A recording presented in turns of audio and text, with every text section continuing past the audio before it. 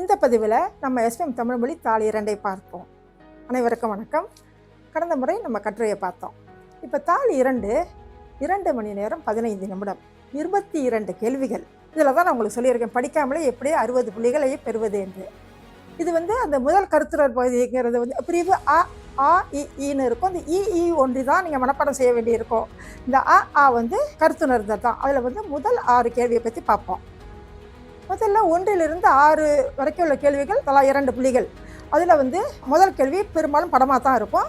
அதற்கப்புறம் கவிதை, உரைவீச்சு, நகைச்சுவை, கடிதம் எது வேணாலும் கேட்பாங்க. ஆனால் கேள்வியை நன்றாக புரிந்து கொண்டு அதற்கு உள்ள பதிலை நீங்கள் எழுதணும். முதல்ல படம் சொல்லியிருக்கிறேன். அந்த படங்கிறது ஒன்று ஒப்பிட்டு கேட்டிருக்கலாம், அதற்கேற்ற மாதிரி நீங்கள் பதில் எழுதணும். அல்லது வெறும் படம் மட்டும் கேட்டிருக்கலாம். இந்த படம் வலியுறுத்துவது என்ன, இதில் உணரும் கருத்து என்ன, இப்படி ஒரு கேள்வி கேட்குறாங்கன்னு வச்சுக்கோங்க. இப்போ இந்த படத்தை பாருங்கள். இந்த படம் ஒப்பீடு இல்லை, வெறும் குப்பை மட்டும்தான் காட்டியிருக்காங்க, குப்பையும் மீன்களும். இப்படம் வலியுறுத்தும் செய்தி யாதுன்னு கேட்குறாங்க உங்களை. நீங்கள் எப்படி எழுதக்கூடாது, ஆற்றில் பலவிதமான குப்பைகளும் மீன்களும் மிதக்கிறதா உங்களுக்கு தெரிகிற இது. ஆனால் அது அப்படி எழுதக்கூடாது. இப்படம் வலியுறுத்தும் செய்தி யாதுன்னு கேட்டால், ஆறுகளை தூய்மையாக வைத்திருப்பது சுற்றுச்சூழலுக்கும் அதில் வாழும் உயிரினங்களுக்கும் மிகவும் அவசியமாகும். அப்படித்தான் ஒரே வரியில் அது உணர்த்தும் கருத்தை நீங்கள் எழுதணும். இப்போ அடுத்த படம் பாருங்க. இது ஒப்பீடு. அன்றைய குடும்பம், இன்றைய குடும்பம். இதில் எது ஒப்பீடு? அன்று, இன்று. அப்போ உங்களோட பதில் எப்படி எழுதக்கூடாது? அன்று எல்லோரும் பேசிக்கொண்டே சாப்பிட்டார்கள், இன்று திறன்பேசியை பார்த்து கொண்டு சாப்பிடுகிறார்கள், அப்படி எழுதக்கூடாது. அதோட பதில் திறன்பேசியின் வரவு குடும்ப உறுப்பினர்களிடையே உள்ள நல்லுறவை முன்பு போல் இல்லாமல் சிதைத்து விட்டது அல்லது தூரப்படுத்தி விட்டது. இதுதான் அதற்குண்டான பதில். இப்படி தான் நீங்கள் எழுதணும், ஒரே வரியில் ஒப்பிட்டு. இப்போ நான் சொல்லியிருக்கேன் குறிப்புச்சொல் உபயோகிக்கணும்னு. இப்போ இதில் நீங்கள் உபயோகிச்சிருக்கிறீங்க. அன்று, இன்றுங்கிற குறிப்புச்சொல் இதில் உங்களுடைய வாக்கியத்தில் வந்து விட்டது. அப்போ ஒப்பீடு செய்ய வேண்டிய கேள்வி இப்படி தான் பதில் எழுதணும். அடுத்து நகைச்சுவை. அது ஒரு கேள்வி நிச்சயமாக இருக்கும். அது அந்த நகைச்சுவை கொடுத்து அது உணர்த்தும் கருத்து என்ன, உணர்த்துவது யாது, இந்த நகைச்சுவையில் உனது புரிதல் என்ன, இப்படி அந்த கேள்விகள் எப்படி வேணாலும் அமையலாம். அதற்கு ஏற்ற மாதிரி நீங்கள் பதில் எழுதணும். இப்போ முதல்ல ஒரு நகைச்சுவை பார்ப்போம். அப்பா மகன் கேட்குறாரு, நேற்று இரவு உனது அறையை கடந்து போனேன், அங்கு விளக்கு எரியவில்லை, தேர்வுக்கு படிக்கிறேன் என்று சொன்னாயே. அதற்கு மகன் என்ன பதில் சொல்கிறாரு? படிக்கும் அவசரத்தில் அதை கவனிக்கவில்லை அப்பா. இதுதான் மகன் சொல்லியிருக்கிற பதில். இது உன்னுடைய புரிதல் என்ன அப்படின்னா நீ எப்படி பதில் எழுதலாம்? அதை பார்த்துட்டு மின்சாரம் போயிருக்கும், அப்படி அந்த மாதிரி பதிலாக அதில் வராது. மகன் படிக்கவில்லை, மாறாக தூங்கிவிட்டான் தான் உண்மையான உணர்த்துவது அல்லது புரிதல். மகன் படிக்கவில்லை, மாறாக தூங்கிவிட்டான். அவர் அது உண்மையாக சொல்லலைன்றது நமக்கு தெரியும் பாருங்களேன். ஆனால் பதில் இப்படி தான் எழுதணும், சரியா? அடுத்து இன்னொரு நகைச்சுவை. இந்த படத்தை பாருங்கள். மகனுக்கு பள்ளிக்கூடம் திறக்க போகுதுன்னு அம்மா அப்பாவும் ஒரே கொண்டாட்டமாக ஆடுறாங்க. அப்போ அந்த பையன் கேட்குற, அதுக்கு என்ன பதில் போடுவீங்க? இந்த நகைக்கில் காணும் நகைச்சுவை உணர்த்துவது யாது அப்படின்னு கேட்டால், பள்ளி திறக்கப் போகிறது என்ற சந்தோஷத்தில் பெற்றோர் ஆடுகின்றனர் அப்படின்னா அது தவறான பதில். அங்கே அந்த பையன் சொல்கிறாருல, நீங்கள் 2 பேரும் செய்கிறது கொஞ்சம் கூட நன்றாக இல்லை, நாளைக்கு என் ஸ்கூல் திறக்குதுன்னா அதுக்கு இவ்வளவு சந்தோஷமான அது பதில் போட்டிருக்கேன் அந்த பையன் சொல்கிற மாதிரி. அப்போ உங்கள் பதில் அப்படி இருக்கக்கூடாது. பள்ளி திறந்து விட்டால் மகன் பள்ளிக்கு போய்விடுவான், வீட்டில் அவனை சமாளிக்க முடியவில்லை என்பது புரிகிறது. இதான் நகைச்சுவை உணர்த்துவது. இந்த மகன் சொல்கிறத வச்சு கேட்குறீங்க. அப்போ அவங்க ஆடுறதை அங்கே பார்க்குறோம் அந்த நகைச்சுவை துணுக்கில். அப்போ நீங்கள் என்ன போடணும்? மகன் குறும்புக்காரன் என்பது புரிகிறது. ஒரு வரி எழுதினா போதும். ஏன்னா வீட்டில் வச்சு அப்போ நாளைக்கு பள்ளிக்கூடம் திறக்க போதுன்றப்ப அவங்களுக்கு ஒரே சந்தோஷம். அந்த ஒரு வரி பதில் எழுதினாலே போதும். மகன் குறும்புக்காரன் என்பது உணர்த்துவது என்ன? மகன் குறும்புக்காரன் என்பது புரிகிறது. நாளைக்கு பள்ளிக்கூடம் திறக்க போதுன்னா இருமானம் வச்சு சமாளிக்க வேண்டியதில்லைன்னு பெற்றோர்கள் அந்த சந்தோஷத்தில் ஆடுகிறார்கள் தான் அதில் உட்கருத்து. அதுதான் அந்த பதில் அப்படி தான் எழுதணும். இன்னும் ஒரு நகைச்சுவை சொல்கிறேன். இந்த நகைச்சுவை உணர்த்துவது யாது? அதை நீங்கள் உங்களுக்கு என்ன உணர்த்துறதுன்னு எழுதணும். கணவர் சொல்கிறாரு, ஆஹா, கூட்டு, கறி, பொரியல் எல்லாம் பிரமாதம் அப்படின்றாரு. மனைவி சொல்கிறாங்க, சுய தம்பட்டம் போதும், ஒழுங்காக சாப்பிடுங்க. இதுக்கு நீங்கள் எப்படி எழுதுவீங்க? பதில் எப்படி எழுதணும்? சுய தம்பட்டம்ங்கிறத வச்சு வீட்டில் கணவர் தான் சமைக்கிறார் என்பது புரிகிறது. ஆக இதுக்கு நீ அவர் எல்லாம் சுயா இருக்குன்னு சொல்கிறாரு, இவங்க சாப்பிட சொல்கிறாங்கிற எழுதுறது தவறான பதிலுக்கு சுய தம்பட்டம் வருதுல்ல. ஆக இதற்கான பதில் வீட்டில் கணவர் தான் சமைக்கிறார் என்பது புரிகிறது. அப்படி தான் எழுதணும். அதற்கு தான் புள்ளி, சரிங்களா? இப்போ இதெல்லாம் நீங்கள் படித்து மனப்பாடம் பண்ண வேண்டியதில்லை, புரிந்து எழுதிக்கொள்ள வேண்டிய இது தானே. முதல் 4 கேள்விகளில் ஏற்கனவே படம் பார்த்துட்டோம், நகைச்சுவை சுருக்கு அது சார்ந்த கேள்விகள் பார்த்துட்டோம். அது இல்லாத பதாகை, குறிவரைவு அதெல்லாம் வந்ததுன்னா அதை எழுதிடுவீங்க. இப்போ வந்து கவிதையோ ஹைக்கூ கவிதையோ உறைவீச்சோ ஏதோ ஒன்று நிச்சயமாக கேட்பாங்க.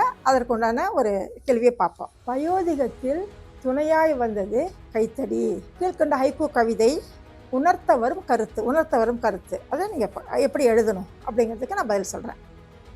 வயதான காலத்தில் அவருக்கு ஆதரவளிக்க யாரும் இல்லாமல் தனித்து வாழ்கிறார் என்பதை உணர்த்துகிறது. அப்படி தான் எழுதணும். வயதான காலத்தில் அவருக்கு ஆதரவளிக்க யாரும் இல்லாமல் தனித்து வாழ்கிறார் என்பது புரிகிறது, உணர்த்துகிறது. இதுதான் வந்து வயோதிகத்தில் துணையாய் வந்தது கைத்தடிங்கிற ஹைக்கூ கவிதையோட நீங்கள் எழுத வேண்டிய பதில். அது மாதிரி எந்த கவிதை வந்தாலும் அது உணர்த்தும் கருத்தை மட்டும்தான் நீங்கள் எழுதணும். அதுதான் அந்த 2 புள்ளிகள் நீங்கள் பெறக்கூடிய வழி. இன்னொரு கவிதை பார்ப்போம்.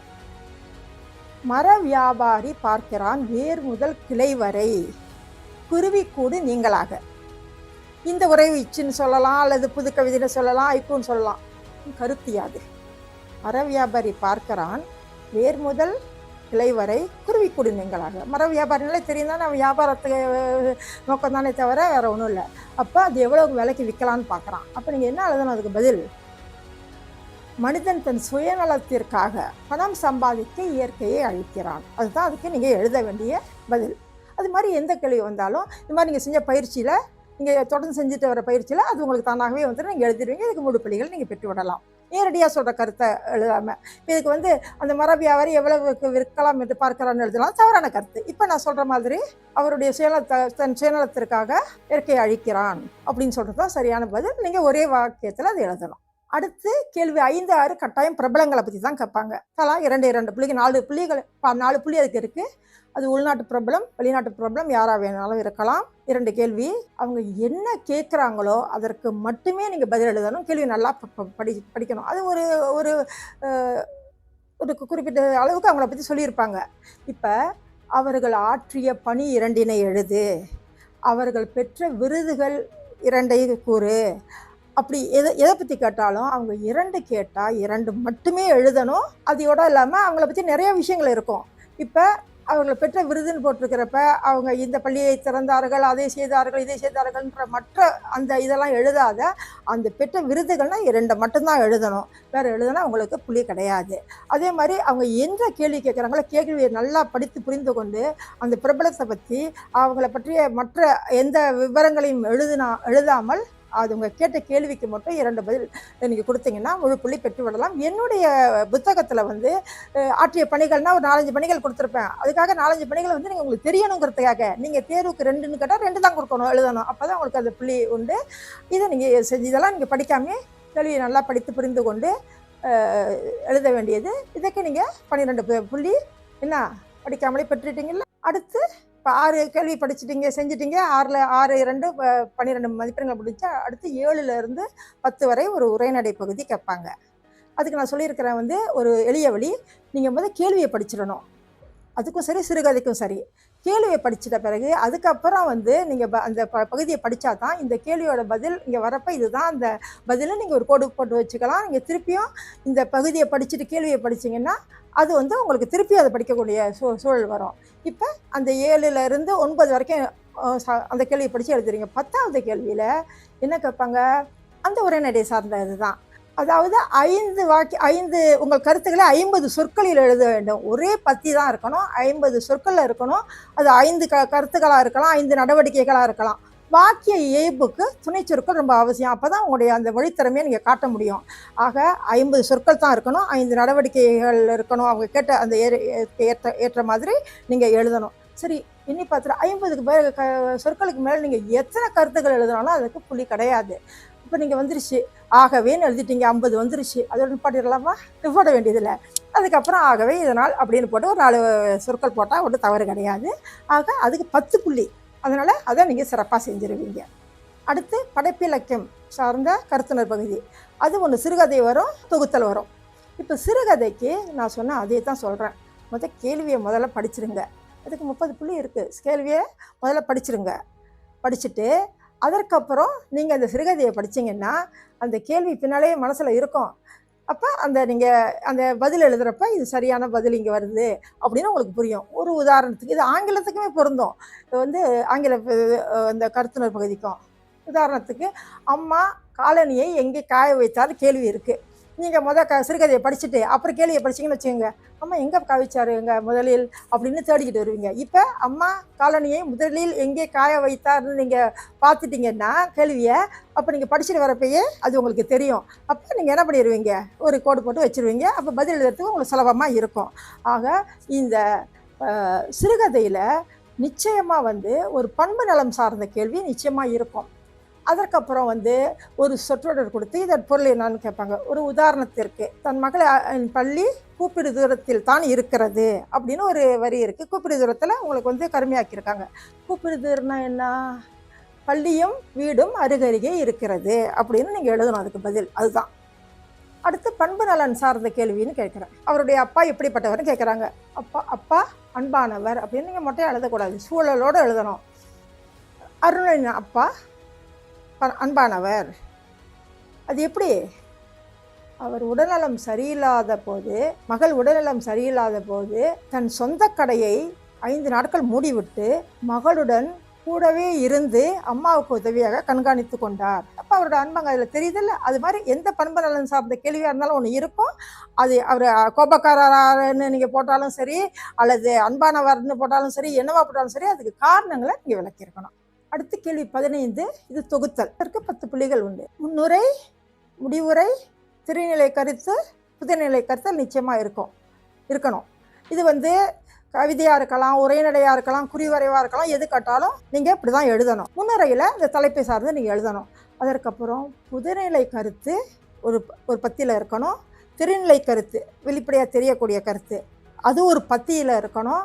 கடைசியாக முடிவுரை, அது உங்களுடைய சுய கருத்தாக இருக்கலாம், பரிந்துரையாக இருக்கலாம். அவங்க என்ன கேட்குறாங்களோ அதுக்கு ஏற்ற மாதிரி எழுதணும். ஆக 4 பத்திகள் மிகவும் நிச்சயமாக இருக்கணும். முன்னுரை இருக்கணும், முடிவுரை இருக்கணும், திருநிலை கருத்து, புதுநிலை கருத்து இருக்கணும். இது நிச்சயமாக உங்கள் ஆசிரியர்கள் எப்படின்னு சொல்லியிருப்பாங்க. அதுக்கேற்றபடி எழுதுனீங்கன்னா அது முழு புள்ளிகள் 10 புள்ளி பெற்று விடலாம். இது வரைக்கும் நீங்கள் எதுவும் படிக்க வேண்டியதில்லை, படிக்காமே புரிந்து எழுதலாம். இது பிரிவு ஆவும் முடிஞ்சிருச்சு. அடுத்து பிரிவு இ. இது ரெண்டும் நீங்கள் படித்தா தான் எழுத முடியும். பிரிவு இ செய்யலும் மொழியணியும் 20 புள்ளி. இதை நீங்கள் படிக்காமல் எடுக்க முடியாது, படித்தே ஆக வேண்டும். 16வது கேள்வி என்ன? வாக்கியத்தில் அமைத்தல். அதாவது கொடுக்கப்பட்ட அந்த மொழியணியை பொருள் விளங்க வாக்கியத்தில் அமைத்து காட்டுக. இது 2 கேள்வி இருக்கும், 4 புள்ளி இருக்குது. அது உங்களுக்குள்ள மொழியணிகள் இணைமொழி, மரபுத்தொடர், ஓமைத்தொடர் எதுவாக இருந்தாலும் இருக்கும். படிவம் 4, 5 உள்ளது நிச்சயமாக கேட்பாங்க. என் புத்தகத்தில் ஒன்றுக்கும் ஒரு 3-4 வாக்கியத்தில் அமைத்தலை செஞ்சு கொடுத்துருப்பேன். அதை நீங்கள் உபயோகிச்சுக்கலாம், பேர் மாற்றம் செய்து, அல்லது நல்லா எழுத தெரிஞ்சவங்க சொந்தமாகவே எழுதலாம். ஆனால் அந்த பொருள் விளங்க வாக்கியத்தில் அமைத்தலுங்கிறது நிச்சயமாக அந்த வாக்கியத்தில் அமைத்தலில் சூழல் இருக்கணும், சிக்கல் இருக்கணும், தீர்வு இருக்கணும். அதை மட்டும் நீங்கள் பார்த்துக்கோங்க. இப்போ உதாரணத்துக்கு அக்கம் பக்கம் அப்படின்னு ஒரு வார்த்தை கொடுத்து வாக்கியத்தில் அமைக்க சொல்கிறாங்க. அக்கம் பக்கம் பார்த்து நடக்க வேண்டும் அப்படின்னு எழுதுனீங்கன்னா அது தவறு. அங்கே எங்கே இருக்குது சூழல், எங்கே இருக்குது சிக்கல், எங்கே இருக்குது தீர்வு? ஒன்றுமே இல்லை. எப்படி எழுதணும்னா, சாலையை கடக்கும்போது அக்கம் பக்கம் பார்த்து கடக்காததால் கண்ணன் சாலை விபத்தில் சிக்கினான். இப்போ இதில் சாலையை கடக்கும்போது சூழல், அக்கம் பக்கம் பார்த்து கடக்காததால் சிக்கல், அதற்கு விளைவு என்ன? கண்ணன் சாலை விபத்தில் சிக்கினான். இப்படி தான் எழுதணும். அக்கம் பக்கம்னு கேட்டிருந்தா சாலையை கடக்கும்போது அக்கம் பக்கம் பார்த்து கடக்காததால் கண்ணன் சாலை விபத்தில் சிக்கினான். அப்போ அது அப்படி தான் நீங்கள் சூழல், சிக்கல், தீர்வு, விளைவு கொண்டு அந்த வாக்கியத்தில் அமைக்கணும். இன்னொரு வாக்கியம் பார்ப்போம். தன் வீட்டில் அக்கம் பக்கம் குவிந்திருந்த குப்பை கூலங்களால் சுற்றுப்புறம் தூய்மையற்ற துர்நாற்றம் வீசியதால் ராமு நண்பர்களுடன் சேர்ந்து தூய்மைப்படுத்தினான். இப்போ இது எது சூழல், சிக்கல், தீர்வுன்னு இதை பாருங்க. தங்கள் வீட்டின் அக்கப்பக்கம் குவிந்திருந்த குப்பை கூலங்களால் அதான் சூழல். சுற்றுப்புறம் தூய்மையற்ற துர்நாற்றம் வீசியதால் அது சிக்கல். ராமு நண்பர்களுடன் சேர்ந்து தூய்மைப்படுத்தினான், இதுதான் தீர்வு. ஆக இது மாதிரி 2 கேள்விகள் கேட்பாங்க. நீங்க அதை பதில் எழுதாம இந்த 2 கேள்விக்கும் சரியான பதில் எழுதுனீங்கன்னா 4 புள்ளி இதை நீங்க எடுத்துடலாம். இது என்னோட புத்தகத்தில் நான் வாக்கியத்தில் அமைச்சு கொடுத்துருப்பேன். இதில் உங்கள் எது வேணாலும் கேட்கலாம். மொழியணிகள், இணைமொழி, மரபுத்தொடர், ஓமைத்தொடர் எல்லாமே அதிகபட்சமாக படிவம் 4, 5 உள்ளது கேட்பதற்கு வாய்ப்புகள் உண்டு. அடுத்து கேள்வி 17.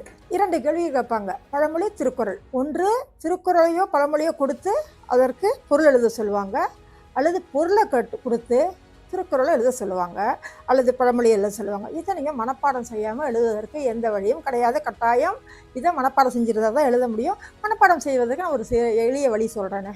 நீங்கள் இந்த திருக்குறள், இதை பொருள், இந்த பழமொழி இதெல்லாம் எழுதி சிறு சிறு தாள்களில் எழுதி தேர்வு நேரத்துலையாவது நீங்கள் பார்க்கக்கூடிய இடத்துல ஒட்டி வச்சுக்கோங்க. அல்லது சிறு தாள்களில் எழுதி உங்கள் பாக்கெட்டில் வச்சுட்டிங்கன்னா பள்ளி பஸ்ஸுக்கு நிற்கிற நேரத்துலையோ அதை எடுத்து பார்த்துக்கலாம். வீட்டில் அப்பப்போ நீங்கள் பார்த்தீங்கன்னா உங்கள் மனசில் பதியும். அப்போ நீங்கள் ஒரு தடவை உட்காந்து அதை எழுதி பார்த்தீங்கன்னா, அப்படி பார்த்தா மட்டும் பார்த்து அதை எழுதி பார்க்கும்போது அடிக்கடி இங்கே பார்க்குறதால உங்கள் மனசில் பதிஞ்சிருது இல்லை. அப்போ அங்கே இருக்கிற என்ன தவறு என்னன்னு தெரியும். ஆனால் இதை நீங்கள் சரியாக எழுதுனா மட்டுமே முழு புள்ளி கிடைக்கும்.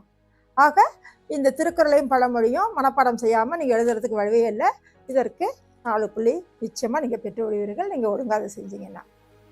அடுத்த கேள்வி 18. செய்யுள். கோடிட்ட ஒரு அடி கோடிட்டிருப்பாங்க, பகுதியில் பொருளை எழுதுகள்னு சொல்லுவாங்க. இது பொதுவாக படிவம் 4, 5 உள்ளதுக்காக கேட்பாங்க. என்னுடைய புத்தகத்தில் எல்லா படிவம் 4, 5 எல்லா செய்யுள் பகுதிக்கும் வரிக்கு வரி நான் விளக்கம் கொடுத்துருப்பேன். ஏன்னா அதை நீங்கள் படித்து புரிஞ்சுக்கிட்டிங்கன்னா அதற்கப்புறம் அது சுலபமாக எழுதுறதுக்கு வழி இருக்கும். அதில் உங்கள் பள்ளிக்கூடத்தில் கொடுத்துருப்பாங்கல்ல இலக்கண விளக்க உரை, அதில் இருக்கிற மாதிரி இந்த பதிலை எழுதுனீங்கன்னா உங்களுக்கு போதும். அப்போ அந்த 4 புள்ளியும் நீங்கள் சுலபமாக படித்து எழுதிடுறதுக்கு வாய்ப்பு இருக்குது. அது நல்லா சிறப்பாக செஞ்சுருவீங்க. அடுத்து கேள்வி 19. அது ஒரு உரைநடை பகுதியாக இருக்கலாம், கடிதமாக இருக்கலாம், உரையாக இருக்கலாம், எது வேணாலும் இருக்கலாம். ஆனால் அடைப்புக்குள் கொடுக்கப்பட்ட இந்த மொழி அணிகளுக்கு அது எதுவாக வேணாலும் இருக்கலாம்.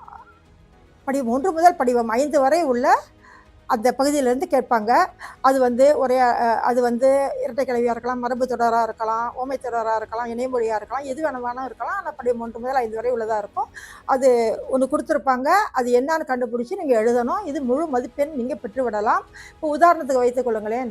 ரவியும் ராமுவும் எல்லோரும் கேட்கும்படி கீழே இரட்டை கிளவின்னு போட்டிருக்காங்க. என்ன கலகலவென சிரித்தார்கள்னு எழுதணும். அப்போ நீங்கள் அங்கே சலசலவென சிரித்தார்கள் எழுத முடியாது தானே. அப்போ அங்கே அவங்க கொடுத்துருப்பாங்க நீ என்னான்னு இரட்டை கிளவி எழுதணுமா அப்படின்னு. அப்போ அங்கே ஒரு இருக்கிற இடத்துல நீங்கள் கலகலவென சிரித்தார்கள் அப்படின்னு அந்த கலகலை அப்படின்னு எழுதுனா போதும். அப்போ அதுதான் உதாரணம். அப்போ என்ன எழுதணும் அவங்க கொடுத்துருப்பாங்க, பொருத்தமான அதை மொழியன்னு நீங்கள் எழுதுனா போதும். அந்த முழு புள்ளியை நீங்கள் பெற்று விடலாம். அடுத்து பிரிவு இ, இலக்கணம். இதுக்கு நீங்கள் படிக்காமல் எழுதவே முடியாது. 20லேருந்து 22 வரைக்கும் உள்ள கேள்வி, 20, 21 இலக்கண கேள்வி பதில்கள் தான் கேட்பாங்க. படிவம் 1 முதல் படிவம் 5 வரை உள்ள இலக்கண கேள்விகள் கேட்பாங்க. என்னுடைய புத்தகத்தில் 75 இலக்கண கேள்வி பதில்களை உங்கள் மீள்பார்வைக்காக இந்த புத்தகத்தில் நான் கொடுத்துருப்பேன். அதை நீங்கள் படித்து அது ஒரு மீள்பார்வைக்காக ஒரு வரியில அந்த பதிலும் இருக்கும். ஆக அதை நீங்கள் படித்து தான் எழுதணும். அடுத்து அதுக்கு ஒன்றும் குறுக்கு வழி கிடையாது. அடுத்து கேள்வி 22 பிழை திருத்தம். 5 பிழைகளை அடையாளம் கண்டு நீங்கள் எழுதினா போதும். இது படிவம் 1 முதல் படிவம் 5 வரை உள்ள வலிமிகா இடங்களை படித்தாலே அதை நீங்கள் எழுதிடலாம். அப்படி தான் அந்த கேள்வி வரும். அது நீங்கள் என்ன பண்ணணும், 5 பிழை திருத்தம் தானே கேட்பாங்க. 1, 2, 3, 4, 5 போட்டுட்டு பிழையை இங்கே எழுதிட்டு, பிழையான அந்த சொல்லை எடுத்து இங்கே எழுதிட்டு இங்கே திருத்தம்னு போட்டு சரியான சொல்லை இங்கே எடுத்து எழுதுங்க. அந்த 10 புள்ளி அதுக்கு, அந்த 10 புள்ளியை முழுமையாக பெற்று விடலாம். இதை விட எப்படி அந்த 60 புள்ளி நீங்கள் படித்து கேள்வியை புரிஞ்சு இப்போ இதனால் வரை பள்ளியில் சேர்ந்த பயிற்சி எல்லா பயிற்சிகளும் சேர்ந்து ஓரளவு உங்களுக்கு எழுதக்கூடிய அந்த எப்படின்னு புரிஞ்சிருக்கும். இதையும் நீங்கள் பாருங்கள். அதுக்கு அந்த மதிப்பெண்களை நீங்கள் படித்து எழுதணும்னு அவசியம் கிடையாது. இது மாதிரி நிறைய பயிற்சிகள் செய்தாலே எழுதலாம். இந்த இலக்கண பகுதிகளையும் படித்து ஒரு தமிழ் மொழியில் நிச்சயம் எல்லாரும் ஒரு ஏ பெற்று விடுவீர்கள். அனைவருக்கும் எனது வாழ்த்துகள். STM தேர்வு எழுதும் மாணவர்களான நீங்கள், இந்த நூல் உங்களுக்கானது. இதில் 5 தொகுதிகள், தாள் 1, தாள் 2 அவற்றுக்கான விடைகளும் கொடுத்துருப்போம். இது தேர்வு வாரியம் வழிகாட்டும் அல்லது வலியுறுத்தும் அமைப்பிற்கு ஏற்ப உருவாக்கப்பட்டது. இதை செய்தாலே நீங்கள் நிச்சயமாக ஒரு ஏ பெற்று விடுவீர்கள்.